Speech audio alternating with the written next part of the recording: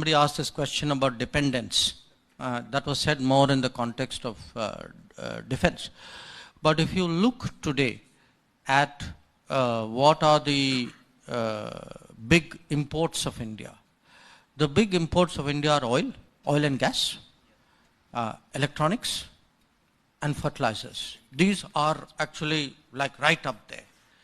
The problem with fertilizers is lot of them, a big part of the fertilizer industry is directly linked to gas. Yeah. So there are limits to what we can make economically at home. But this is where diplomacy comes in. That it is today, for me, when people speak foreign policy, diplomacy, it's not that airy-fairy stuff, saying the right things at the right place, etc. To me, these are bread and butter issues.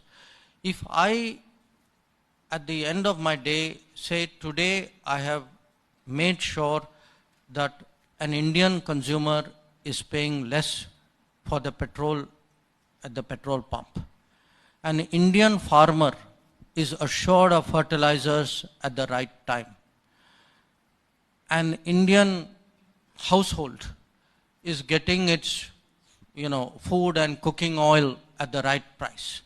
To me, these are really my benchmarks of what is successful diplomacy.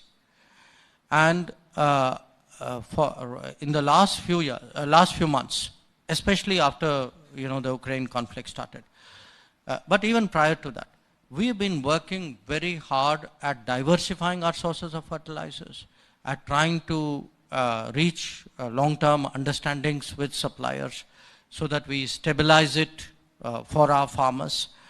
We've had a reasonable measure of success out there. I mean, there's still work to be done, but it is something very important because I do see a period where I'm absolutely convinced that this country will emerge actually as a serious agricultural exporter.